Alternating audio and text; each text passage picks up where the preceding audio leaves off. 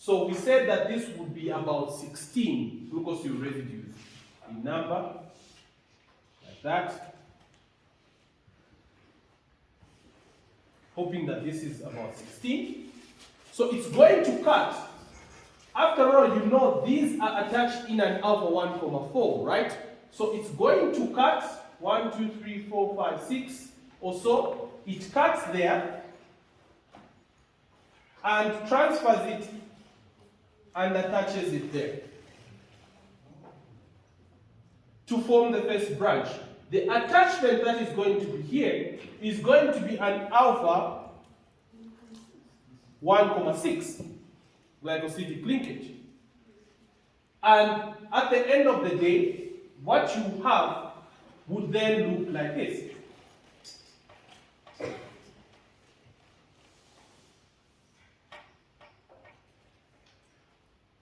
See? So this is how the branching enzyme is going to catalyze this reaction. Then, growing of the chain or elongation will continue from there. And this elongation is going to be catalyzed by the enzyme glycogen synthase. I must tell you, glycogen synthase is a very special and important enzyme in glycogen synthesis, which continues elongation of the chain. The source of its glucosyl residues is still going to be UDP glucose, and how it's going to be growing it is by adding glucosyl residues to these two non-reducing ends. So the non-reducing ends will continue growing. They'll continue growing.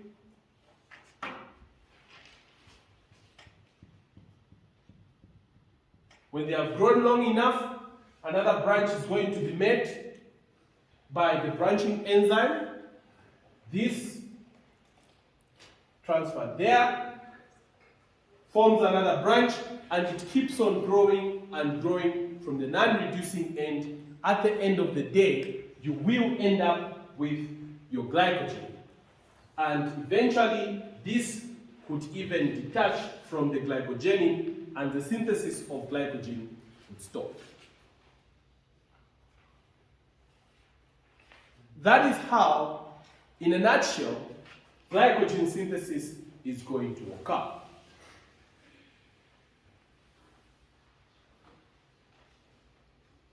Now,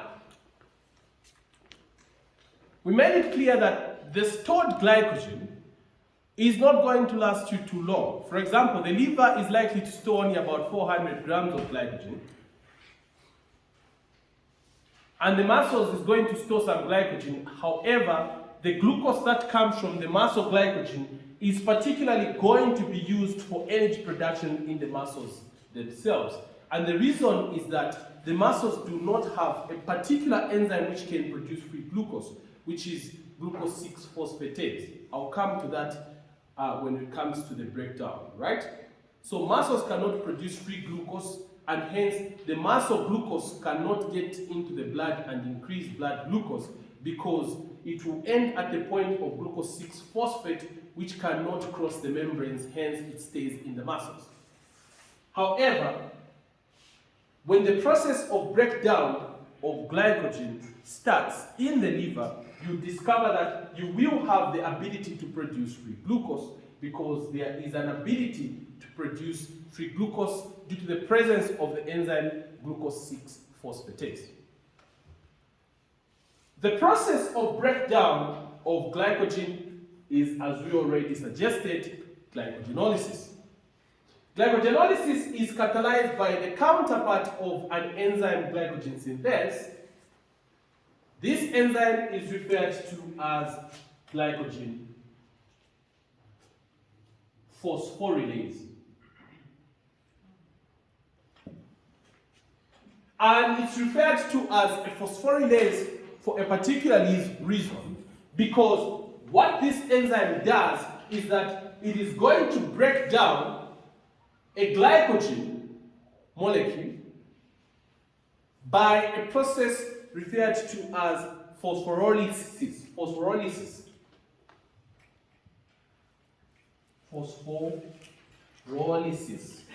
or phosphorylitic cleavage.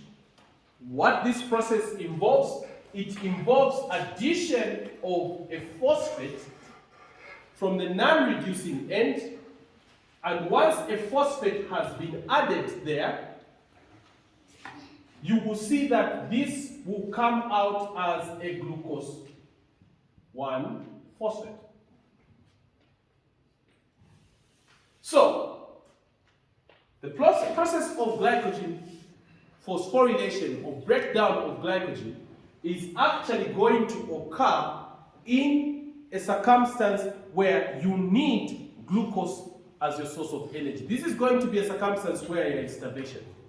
When you're in starvation, as we come to the regulation, I'll come and detail this, you discover that by virtue of you having a low amount of glucose, a reduced amount of glucose you have not eaten, you discover that there will be an increase in the secretion of the hormone glucagon. And when the hormone glucagon has been secreted, it will lead to activation of a number of enzymes, and one of the enzymes that will be activated is glycogen phosphorylase. And at the same time, the other enzyme, glycogen synthase, will be inactivated. So that the reaction of breakdown of glycogen is going to occur. The way these two enzymes are actually antagonistically activated and deactivated, they are regulated by a process referred to as covalent modulation.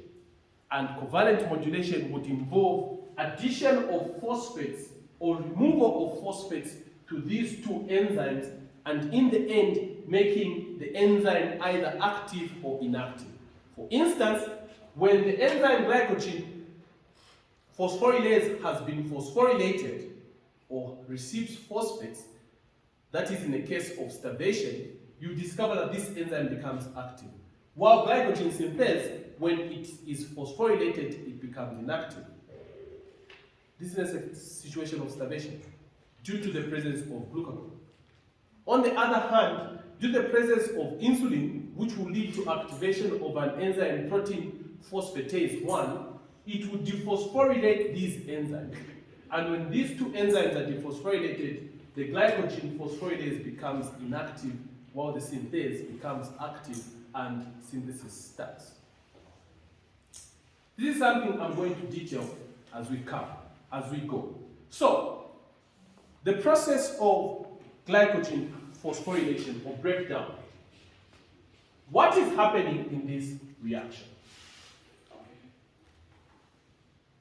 So you will have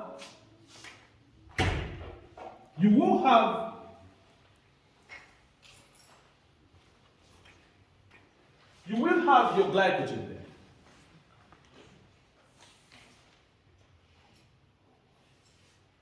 Let's probably go ahead and show you why the branches are even essential. So let's say this is your glycogen. Alright? This glycogen is going to be broken down by the enzyme glycogen phosphorylase, and what this enzyme is doing is that from the structure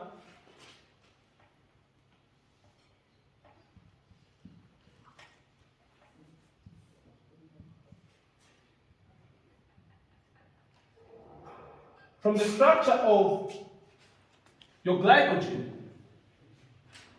attached in this manner,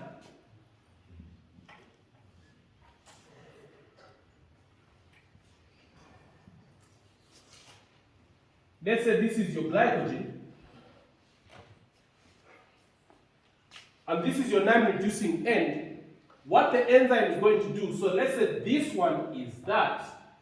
What the enzyme is doing is that it's bringing in a phosphate there.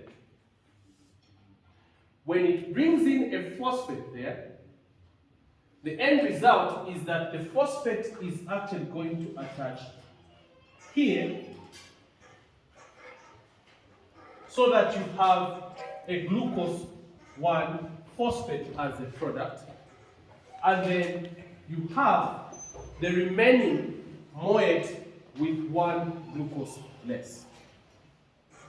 So it is going to sequentially remove a glucosyl residue one by one from the non-reducing end so that you break down your glycogen.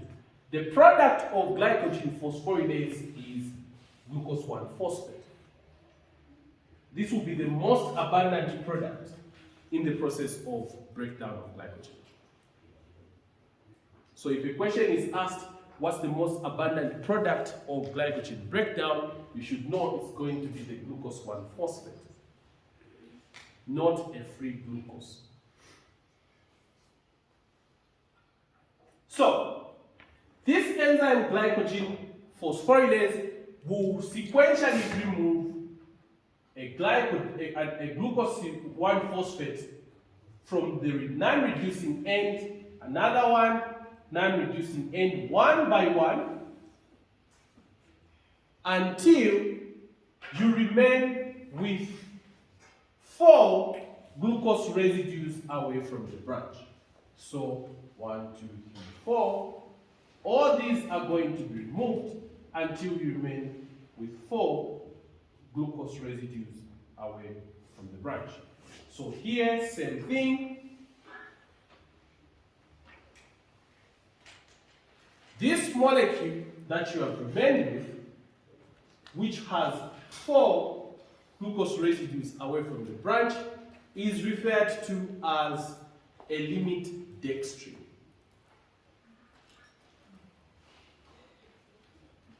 This is a limit dextrin. It's a limit dextrin, and the enzyme glycogen phosphorylase cannot act on a limit dextrin. So, the next thing that is going to happen is that there will be another enzyme which will assist with breaking down these branches or breaking down the limit dextrin. These enzymes will actually also break down the branches, and similarly to the role of the enzyme that was making the branches, these would be doing away with the branches.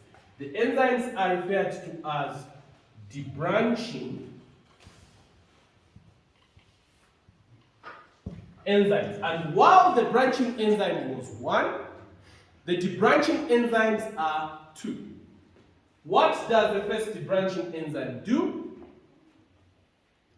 It will remove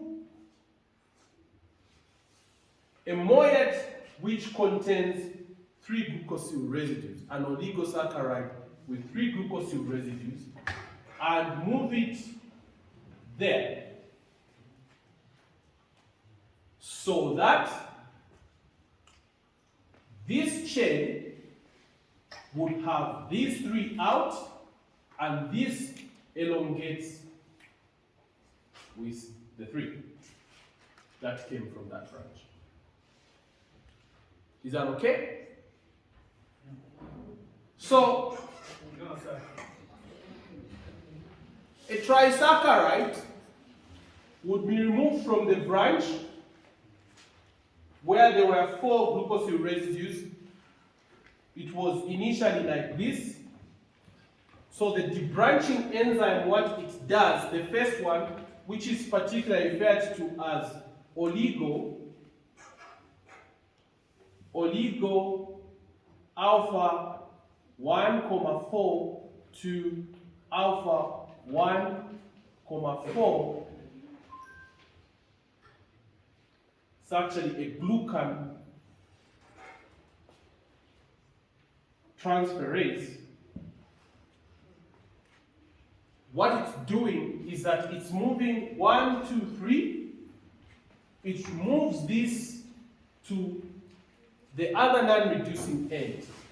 Remember, this is attached in a 1,4 glycosidic linkage. it goes ahead and attaches it in another 1,4 glycosidic linkage. So this is out and transported to this other part. So that what you have here is one glucosyl residue attached in what linkage? In a 1,6. And then you have this chain elongated. The next action is by another debranching enzyme, which will remove this by hydrolysis, and the product of this is a free glucose. So this enzyme would use water and release this one as a free glucose. This enzyme is the second debranching enzyme, and it is referred to as amino alpha 1,6 glucosidase. So what this enzyme is doing is that it's removing a free glucose so that your branch is actually removed.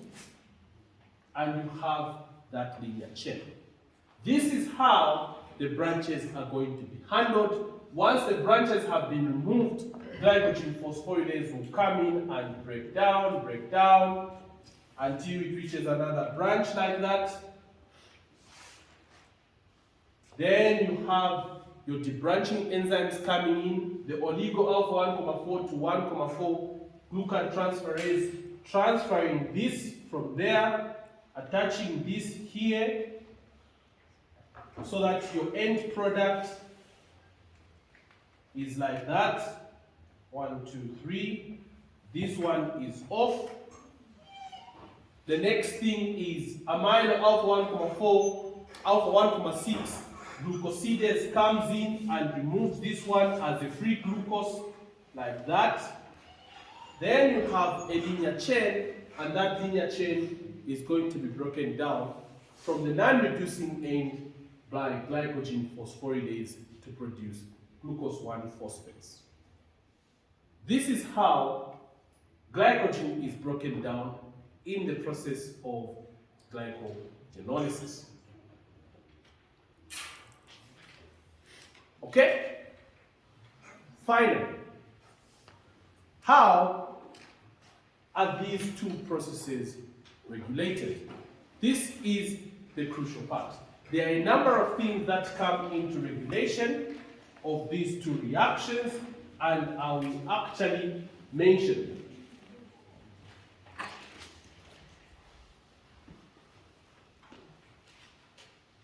Let me start with the process of glycogen synthesis.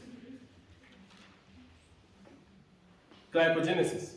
What regulates glycogenesis? One of the things that will regulate glycogenesis is availability of glucose itself.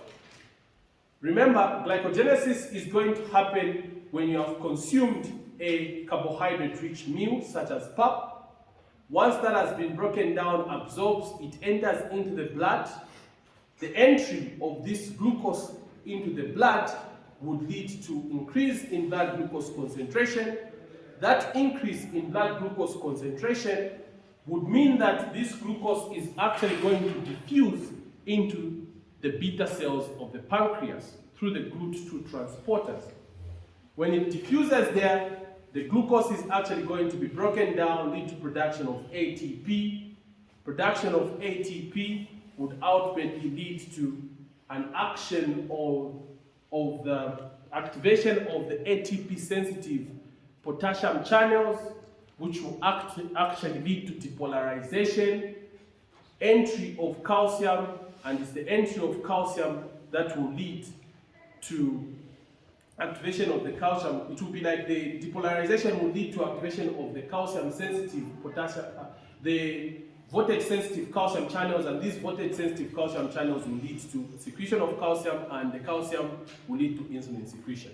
That's basically how insulin will be secreted. For details of this, I think the explanation, I've put it there on the channel.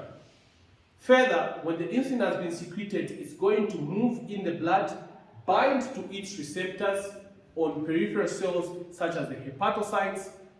The binding of insulin to the receptor is actually going to lead to a series of chemical reactions, some of which would lead to activation of phosphoprotein phosphatase, particularly protein phosphatase 1.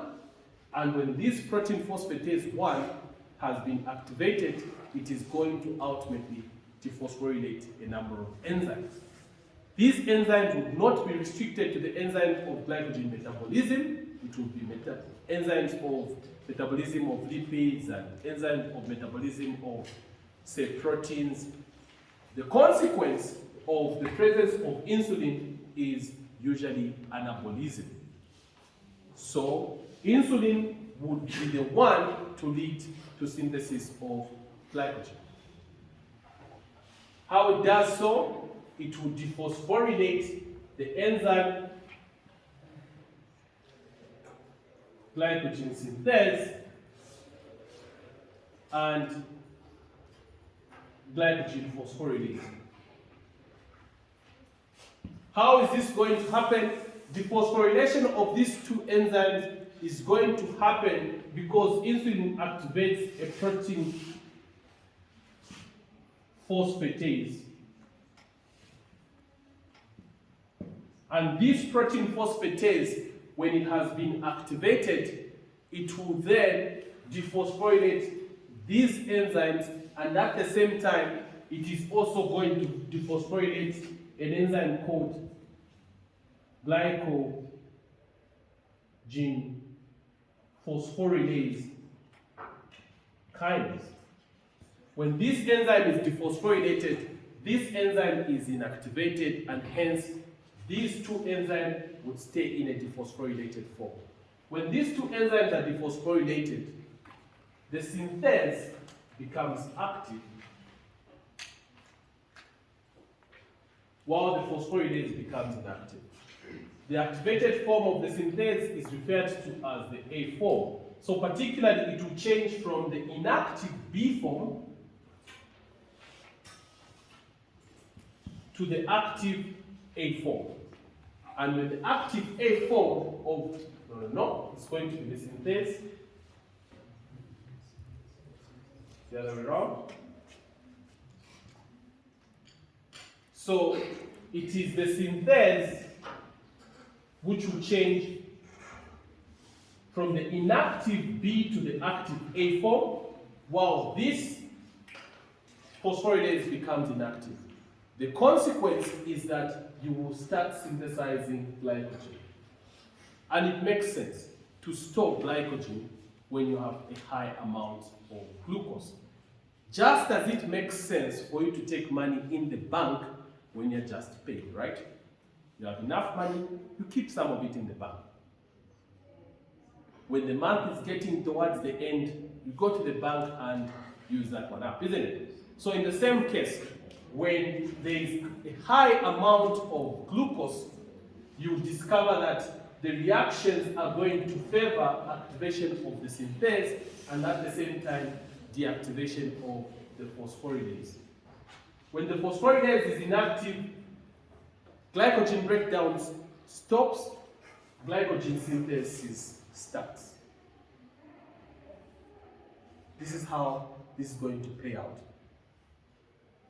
So for further action of insulin, just check on the action of insulin in metabolism. On the other hand, what happens if somebody is in starvation? When you are in starvation, you will discover that what is going to happen is that there will be low amounts of glucose. You haven't consumed glucose per se, right? Because you haven't consumed glucose or carbohydrates, you discover that the concentration of glucose becomes much lower, and as a result, the secretion of insulin is inhibited. At the same time that the secretion of insulin is inhibited, the secretion of glucagon from the alpha cells is activated. Glucagon moves into the blood, plays its role, activates a number of enzymes which will do different metabolic reactions, But at the same time, this glucagon, when it binds to its receptor,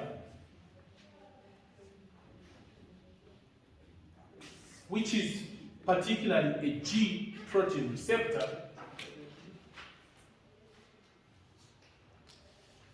the G protein receptor, this I've already detailed it again, with 7 alpha helices. The binding of glucagon there, which is part of the cell membrane,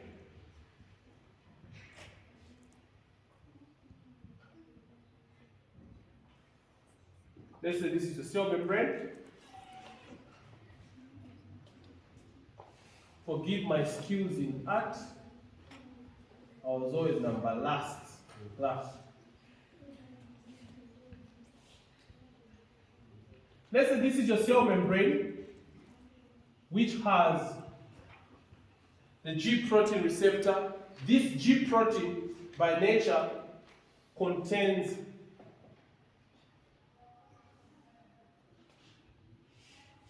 three subunits: the gamma, the beta, and the alpha subunit, to which there is a GDP normally attached. When glucagon attaches there, this GDP is replaced with GTP, and this replacement or change would lead to the movement of this towards another enzyme which is located closely to this receptor. This enzyme is referred to as adenyl cyclase. This alpha subunit, which contains a GTP now, when it binds to adenyl cyclase, it will activate the enzyme adenyl cyclase, so that the adenyl cyclase, when it has been